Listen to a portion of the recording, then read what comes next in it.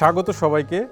খেতাবপ্রাপ্ত মুক্তিযোদ্ধাদের বীরত্ব নিয়ে এনটিভির বিশেষ আয়োজন মুক্তিযুদ্ধের বীর ও বীরত্ব গাথায় আপনাদের সাথে আছি আমি হাসানুল শাওন। বাংলাদেশের স্বাধীনতা যুদ্ধের একজন বীর মুক্তিযোদ্ধা সৈয়দ মোহাম্মদ ইব্রাহিম। যুদ্ধে তার সাহসিকতার জন্য বাংলাদেশ সরকার তাকে বীর প্রতীক খেতাব প্রদান করে। সৈয়দ মোহাম্মদ ইব্রাহিমের জন্ম 1949 সালের 4 অক্টোবর। তার পৈতৃক বাড়ি চট্টগ্রাম জেলার হাটহাজারী উপজেলার উত্তর বুড়িরচর গ্রামে। 1971 সালে সৈয়দ মোহাম্মদ ইব্রাহিম কর্মরত ছিলেন পাকিস্তান সেনাবাহিনীর 2য় ইস্ট বেঙ্গল রেজিমেন্টে। দেশমাতৃকার স্বাধীনতার জন্য চাকরিরত অবস্থাতেই তিনি ঝাঁপিয়ে পড়েন মুক্তিযুদ্ধে। 1971-এর মুক্তিযুদ্ধে সৈয়দ মোহাম্মদ ইব্রাহিম সহযোদ্ধাদের নিয়ে পাক বাহিনীর বিরুদ্ধে অনেক সম্মুখ যুদ্ধে অংশ নেন। নিজের অভিজ্ঞতা আর দৃঢ় মনোবল নিয়ে সবসময়ই সহযোদ্ধাদের মধ্যে সাহস জুগিয়েছেন।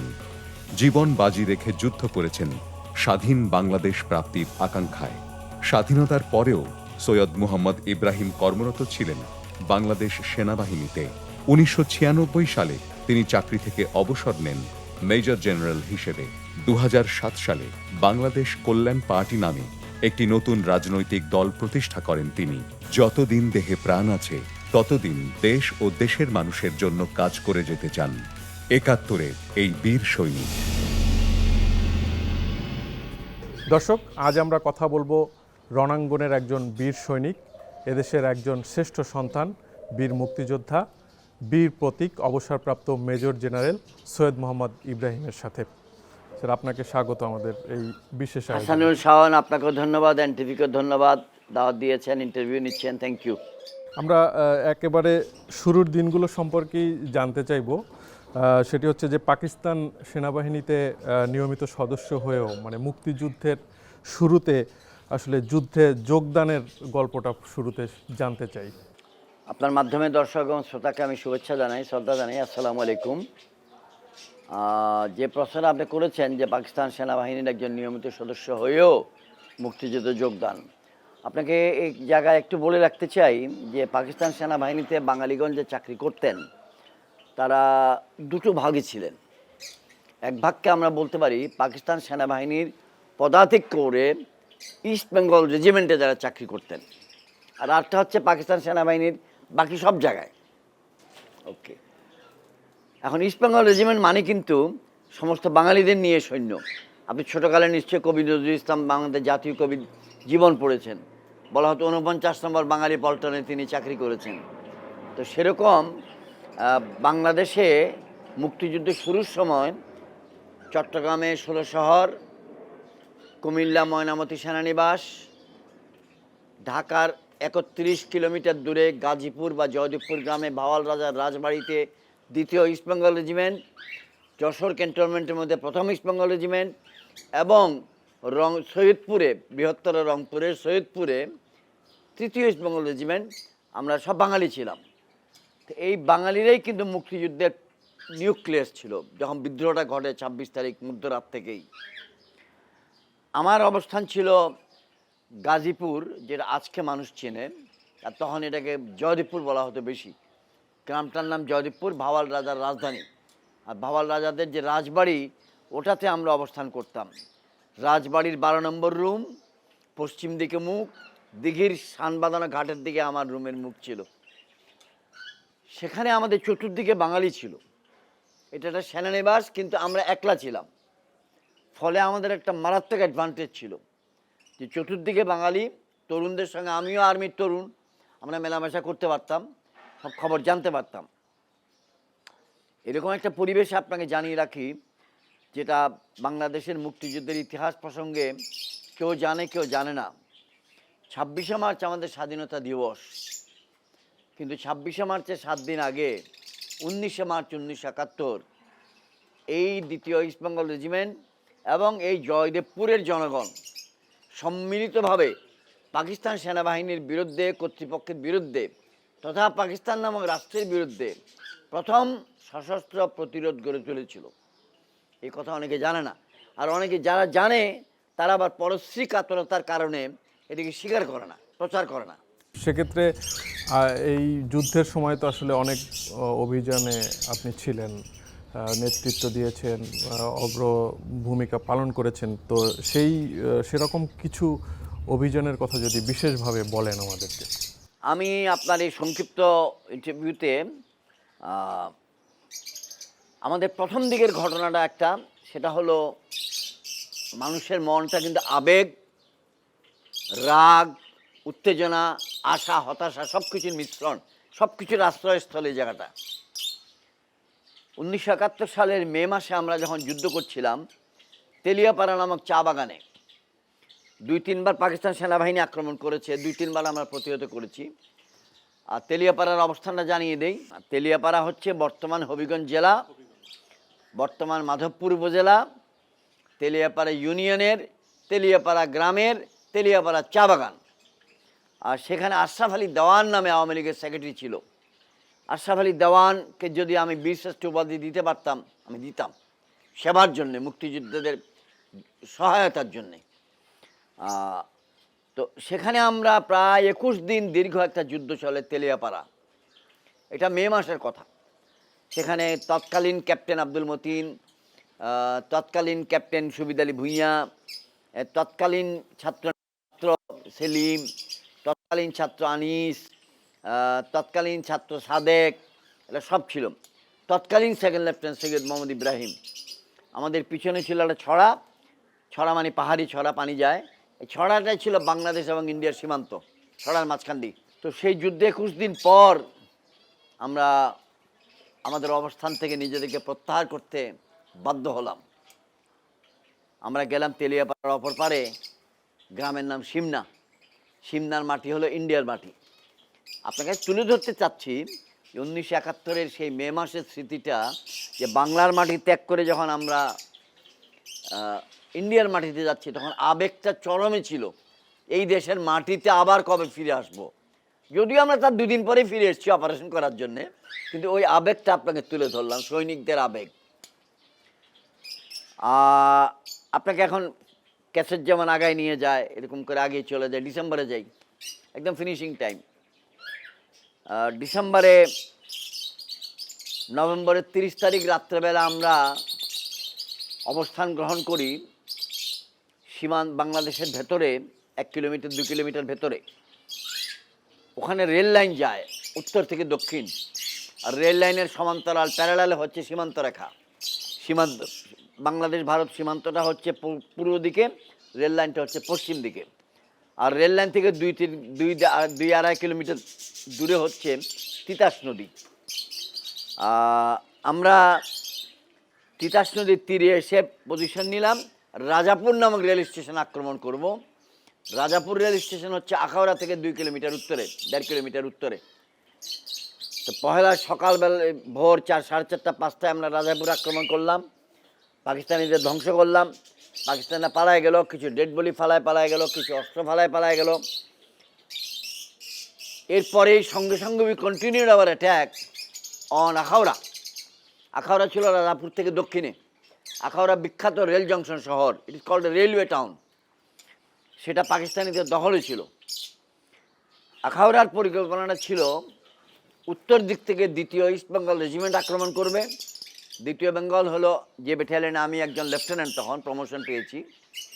আমার অধিনায়ক ছিলেন তখন মেজর মইনুর হোসেন চৌধুরী, পরে তিনি বীর বিক্রম হয়েছেন, মেজর জেনারেল ছিলেন। আর আমরা ছিলাম এস ফোর্স নামক সংগঠনের ব্রিগেডের অন্তর্ভুক্ত, যার অধিনায়ক ছিলেন তখনকার আমাদের কর্নেল KM সাফিউল্লাহ। আর আখাউড়ার পূর্ব দিক থেকে আক্রমণটা করবে 3 নম্বর সেক্টরের সেক্টর ট্রুপস এবং ভলান্টিয়ার্স।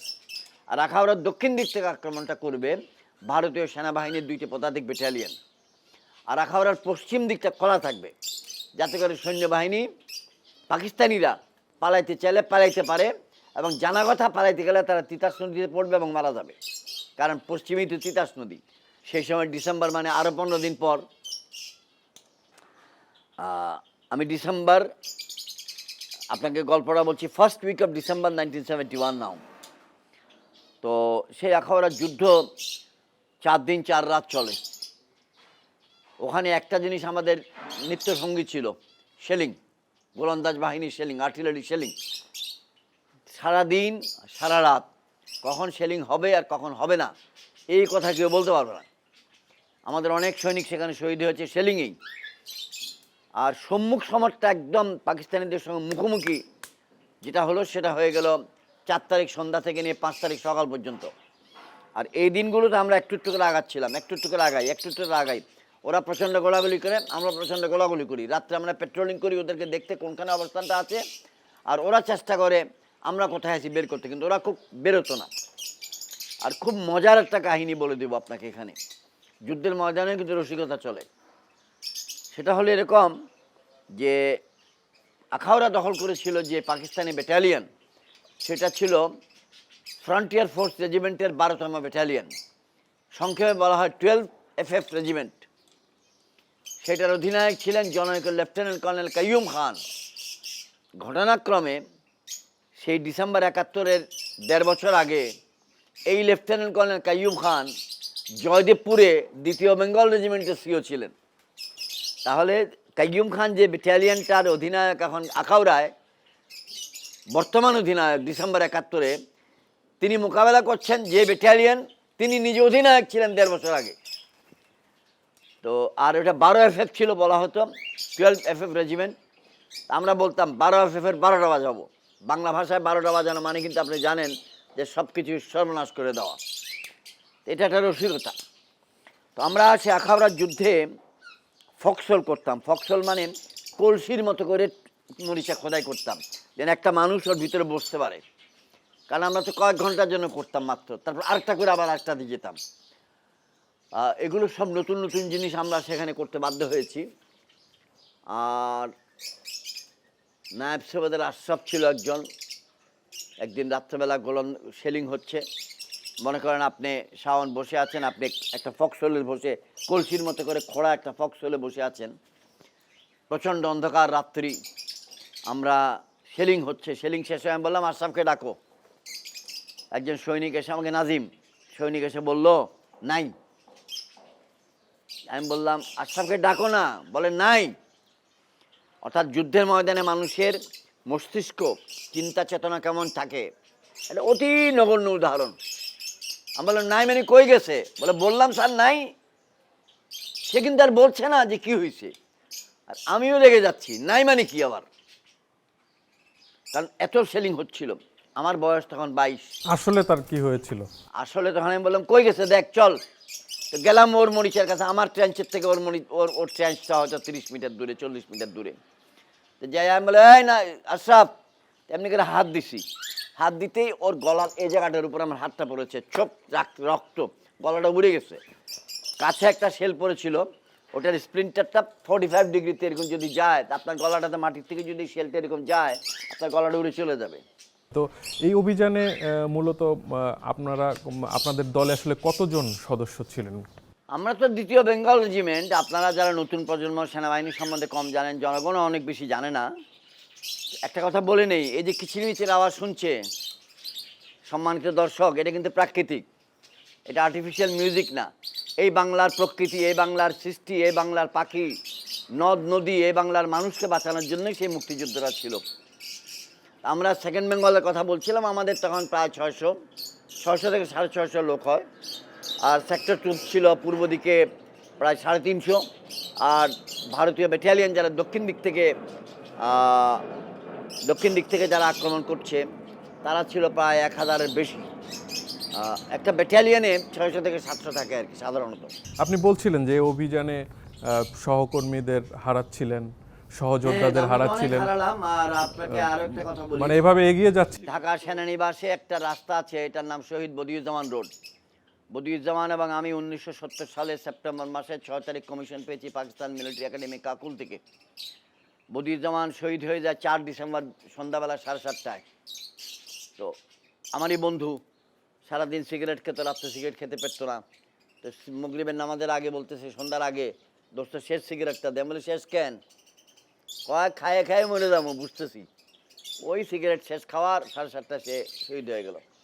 তো আমরা ওই যুদ্ধটা 5 তারিখ সকালবেলা বুঝলাম যে এখনই আখাউড়া পতন হবে, কারণ আমরা দেখলাম লোক পালাচ্ছে, তিতাস নদীতে লোক পালাচ্ছে। তিতাস নদীতে পালাচ্ছে মানে পাকিস্তান সেনাবাহিনী যারা আখাউড়া ছিল তারা পালাতে গিয়ে বিলের মধ্যে পানি মনে করে ঝপঝপ করে আগাতে গিয়ে নদীতে চলে যাচ্ছে। ওরা টের পায় না যে ওরা নদীতে যাচ্ছে। আর কিছু লোক রেল লাইন ধরে পালাতে গেল, তাদেরকে আমরা ওরা ওই স্থানীয় লোকেরাও ধরলো, আমরাও ধরলাম। আর আমাদের সৈন্যের, আমার প্রায় 12-13 জন সৈন্য এত বেশি আবেগে উত্তেজিত ছিল, আবেগে উত্তেজিত যে একদম ওদের কাছে চলে গিয়ে প্রায় মল্লযুদ্ধ শুরু হয়ে গেছিলো ধরার জন্যে। ওদেরকে মুক্ত করে আনতে সময় লেগেছে। Second Bengal did a great job ওই আখাউড়ার যুদ্ধটা আর কি। মানে বিজয়ের কাছাকাছি যখন, মানে সেই শেষ দিনগুলোর আপনাদের আসলে অনুভূতিটা কেমন ছিল? মজার গল্প হলো, ডিসেম্বর মাসের 5 তারিখ 1971-এর পরে ডিসেম্বরের 16 তারিখ সকাল পর্যন্ত আমরা আর কোনো সম্মুখ সমরে যেতে পারিনি। কারণ আমরা 2 কদম আগাই তো পাকিস্তানিরা 2 কদম পিছায়, আমরা 2 কদম আগাই তো পাকিস্তানিরা 2 কদম পিছায়। পিছাতে পিছাতে ডিসেম্বরের 5 তারিখ সকাল থেকে আমরা যে পাকিস্তানিদেরকে তাড়া করে করে আসতেছি, মাঝখানে মেঘনা নদী পড়ছে, সেই মেঘনা নদী পার হয়ে শীতলক্ষা নদী পার হয়ে আমরা যে আসতেছি, ওদেরকে আর ধরতে পারলাম না। ওরা চলে আসলো একদম ঢাকা পর্যন্ত। তো ঢাকার কাছে যারা ঢাকা মহানগরের ম্যাপটা মুখস্থ রাখছে, উত্তরে তো এখন উত্তরা আছে, আর পূর্ব দিকে এখন পূর্বাচল হয়েছে, পূর্ব দিকে ডেমরা আছে। তো আমরা ডেমরার উত্তরে বালু নদী এবং শীতলক্ষা নদীর যে জংশন, সেই এলাকায় এসে আমাদের অবস্থান নিয়েছিলাম। এলাকাটার নাম পূবগাঁও, পশ্চিমগাঁও। আর আমরা পার হয়ে এসেছি শীতলক্ষা নদী। শীতলক্ষা নদীর পূর্ব পারে বর্তমান রূপগঞ্জ উপজেলার হেডকোয়ার্টার মুরাপাড়া গ্রাম। সেখানে 12 তারিখ রাত্রেবেলা গরু জবাই করে আমাদের খাইয়েছিলেন ওই সময়ের প্রখ্যাত ব্যক্তিত্ব মুক্তিযোদ্ধা জনাব সিরাজউদ্দিন ভূঁইয়া। তার আপন বড় মেয়ের জামাই আমাদের সঙ্গে ছিলেন ক্যাপ্টেন মতিউর রহমান, তিনি পরে বীর প্রতীক হয়েছেন। আর ওই পরিবারে আমিও বিয়ে করেছি 5 বছর পরে। তো 2 জন বীর প্রতীকের শ্বশুর ছিলেন জনাব সিরাজউদ্দিন ভূঁইয়া। তো গরু জবাই করে খাওয়ানো মানে উনি নিজেও মুক্তিযোদ্ধা, গ্রামবাসীকে নিয়ে 2,500-3 হাজার লোকের একটা খাওয়া তিনি দিলেন। তারপর তো আমরা নদী পার হয়ে আসলাম পূবগাঁও, পশ্চিমগাঁও, ঢাকার দিকে মুখ করা। দিনভর রাতভর পেট্রোলিং করি।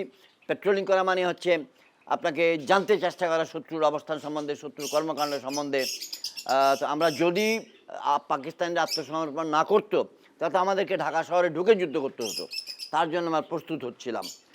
এটা হচ্ছে আপনার সঙ্গে বলি ডিসেম্বর মাসে 13, 14, 15 এই সময়ের কথা।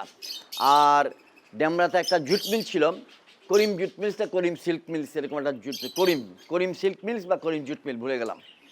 তো সেটার পারে, বালু নদীর পারে পাকিস্তানি কালো কাপড়ের পোশাকের সৈন্যরা ছিল, আর নদীর অপর পারে আমরা মুক্তিবাহিনী সেকেন্ড বেঙ্গল আমরা ছিলাম। তো দেখা মাত্রই গুলি, দেখা মাত্রই গুলি, দেখা মাত্রই গুলি, এই করতে করতে 3 দিন 4 দিন গেছে। আমি খালি একটা খণ্ড খণ্ড খণ্ড খণ্ড কথাগুলো বলছি আর কি, আপনাকে তার পুরো চিত্রটা একবার সিনেমার মতো দেখাতে পারছি না। তো এই করতে করতে 16 তারিখ এসে গেল। 16 তারিখ সকালবেলা 2টা-2:30টার দিকে আমাকে আমার অধিনায়ক বললেন, আমাকে তো না সবাইকে জানালেন যে আজকে সারেন্ডার হতে পারে, মেন্টালি রেডি থেকো। তো মানসিকভাবে রেডি। এরকমই 4:45টার দিকে খবর পাইলাম যে 8-10 মিনিট আগে সারেন্ডার হয়ে গেছে। তো বলে এখন ক্লোজ করো সবাই, তোমরা বালু নদী পার হও, বালু নদী পার হয়ে ডেমরার রাস্তায় ওঠো, ডেমরার থেকে হেঁটে ঢাকা মহানগরে আসবা, যেটাকে আমরা বলি গুলিস্তান, সেই গুলিস্তানে স্টেডিয়ামে আমরা আসবো। তো 16ই ডিসেম্বর 1971 সন্ধ্যাবেলা 5টার পর আমরা ডেমরায় মেইন রোডে উঠে ডেমরা হতে ঢাকা আসা যে রাস্তা, সেটাতে উঠলাম। চিকন রাস্তা, 10 ফুট 12 ফুটের একটা রাস্তা। সেটা দিয়ে হাঁটতে হাঁটতে ঢাকার দিকে আসলাম। এবং আজকের প্রজন্মের নিকট এগুলো রূপকথার গল্পের মতো যে আমরা রাস্তার বাম পাশ দিয়ে হাঁটছি, আর রাস্তার ডান পাশ দিয়ে, মানে আমরা ঢাকার দিকে হাঁটছি, ডাইন পাশ দিয়ে হাঁটছে পাকিস্তান সেনাবাহিনীর লোকেরা, পাকিস্তানি মিলিশিয়ার লোকেরা, কারণ তারা তো আত্মসমর্পণ করেছে। তাদের উপরে হুকুম এসছে তোমরা ঢাকা শহরে চলে আসো। তাহলে আমরাও ঢাকা শহরে আসছি, তারাও ঢাকা শহরে আসছে, কিন্তু কেউ কাউকে নিয়ে যুদ্ধ করছি না আর, কারণ যুদ্ধবিরতি হয়ে গেছে। এই সৈনিকদের তো অনেক ডিসিপ্লিন মেনে চলতে হয়। স্বাধীনতার এত বছর পরে এসে আসলে কোনো সহযোদ্ধার কথা বিশেষভাবে মনে পড়ে কিনা, বা তার সাথে কোনো স্মৃতি মনে পড়ে কিনা? অনেক, এটা তো আপনাকে বলতে গেলে সারা দিন ধরে বলতে থাকবো। আর এর কারণ হচ্ছে আমি 2য় ইস্ট বেঙ্গল রেজিমেন্টের যুদ্ধকালীন সময়েও প্রশিক্ষণের দায়িত্বে ছিলাম। আমরা সেই এপ্রিল মাসের প্রথম সপ্তাহে শুরু করেছি, সেটা যায় মে জুন মাস পর্যন্ত চলেছে। কয়েক হাজার তরুণকে আমরা যুদ্ধের প্রশিক্ষণ দিয়েছি। তো আমি দুজনের কথা বলবো। একজনের নাম হচ্ছে সেলিম মোহাম্মদ কামরুল হাসান, ওর আসল নাম, ডাকনাম সেলিম। সে 1971 সালের অক্টোবর মাসে কমিশন পেয়েছিল, প্রশিক্ষণ পেয়ে কমিশন পেয়েছিল। ওর কথাটা বলছি এই জন্যে, সে একজন ছাত্র হয়েও তার দক্ষতার জন্য তাকে আমরা অফিসার হিসাবে একজন দায়িত্ব দিয়েছিলাম। আর সে 1972-এর জানুয়ারি মাসের 30 তারিখ মিরপুরে অপারেশনে বিহারীদের বিরুদ্ধে, সেখানে আমাদের 40 জন শহীদ হয়। সেখানে লেফটেন্যান্ট সেলিম ছিল। সেলিমরা ছিল 2 ভাই। ছোট ভাইয়ের নাম আনিস। মুক্তিযুদ্ধের পর war crimes fact finding committee নামে সেটা কমিটি করে আজকে 2 যুগ ধরে সে কাজ করে যাচ্ছে, একজন ডাক্তার। আর বড় ভাই ছিল সেলিম, ইঞ্জিনিয়ার, রাজশাহী ইঞ্জিনিয়ারিংয়ের ছাত্র। আর আনিস ছিল মেডিকেলের ছাত্র। তো আনিস এখনও বেঁচে আছে। সেলিমের স্মৃতিটা আমাদের কাছে খুব বেদনাদায়ক। আর আমার বন্ধু বদিউজ্জামানের কথা বললাম, আমি নায়েব সরদার আশরাফের কথা বললাম, নাজিমুদ্দিন বলে সৈনিক ছিল তার কথা বললাম। এগুলা তো এখন আমাদেরও তো বয়স হয়ে যাচ্ছে। আল্লাহ যে দুঃখ স্মৃতি দিয়েছে তাও মেলা, অনেক শুকরিয়া, অনেক শুকরিয়া। আচ্ছা, আপনারা তো জীবন বাজি রেখে আসলে দেশের জন্য স্বাধীনতা এনেছেন। তো আমরা দেখি যে এদেশেই অনেক মুক্তিযোদ্ধাকে অবহেলার শিকার হতেও দেখেছি বিভিন্ন সময়ে। মানে কোনো আক্ষেপ হয় কিনা? আক্ষেপ হয়, আক্ষেপ না হওয়ার তো কোনো কারণ নাই। আমি মেজর জেনারেল হয়েছি, আমি বীর প্রতীক খেতাব পেয়েছি, কিন্তু আমি তো একলা যুদ্ধ করি নাই। আমার সঙ্গে যে সহযোদ্ধা ছিল তাদের জন্য প্রতিটা মুহূর্ত মনের মধ্যে কাঁদে। আমি একজন দাদা, আমি একজন নানা, আমি একজন স্বামী, আমি একজন পিতা, আমি একজন রাজনৈতিক দলের প্রধান, কিন্তু দিলের ভিতরে কন্টিনিউয়াসলি 24 ঘন্টা ওই মুক্তিযুদ্ধ মুক্তিযুদ্ধ মুক্তিযুদ্ধ মুক্তিযোদ্ধা মুক্তিযোদ্ধা ঘুরতে থাকে। কারণ পথে ঘাটে যেখানেই যে মুক্তিযোদ্ধাদের সঙ্গে সাক্ষাৎ হয় এবং তার কষ্টটা শুনি। সবচেয়ে বড় কষ্ট এই মুহূর্তে, এই যে আমি আর আপনি কথা বলছি, সবচেয়ে বড় কষ্ট প্রচুর সংখ্যক জেনুইন মুক্তিযোদ্ধা তালিকার বাইরে, ভাতা পাচ্ছে না, কিছুই পাচ্ছে না। আর প্রচুর সংখ্যক ভুয়া লোক তালিকায় ঢুকেছে। যাদেরকে নিয়ে যুদ্ধ করেছিলাম তারা যখন সামনে এসে দাঁড়ায়, চোখের পানি ফেলে, আমরা কোনো উত্তর দিতে পারি না। মুক্তিযোদ্ধারা আসলে আপনার অভিজ্ঞতায় যেটা দেখেছেন, মানে পাকিস্তানি বাহিনীর কাছে কি ধরনের নির্যাতনের শিকার হয়েছেন? আমি ব্যক্তিগতভাবে বা আমাদের ব্যাটালিয়নের অভিজ্ঞতা আপনাকে দিতে পারবো না। এর কারণ হচ্ছে আমরা যেহেতু নিয়মিত ছিলাম, আমাদেরকে পাকিস্তানরা তার ওরকম করে ধরতে পারে না। যুদ্ধের ময়দানে যদি আমাদের কোনো যুদ্ধাহত থেকে যায়, আমাদের কোনো যদি মৃতদেহকে আমরা ফেলে আসি, তাহলে সেটা পাকিস্তানিরা পাবে। আমি একজনের আরেকটা মুক্তিযোদ্ধার গল্প বলবো, মনে করাই দেই, যেন কেউ বলে না যে খালি সেনাবাহিনী। আমি তো বললাম মানে জনযুদ্ধ, এটা গণযুদ্ধ। আশরাফ আলী দেওয়ানের কথা বললাম। তার 12টা গরু ছিল। সে একজন সচ্ছল গৃহস্থ ছিল, আওয়ামী লীগের সেক্রেটারি, তেলিপাড়া ইউনিয়ন।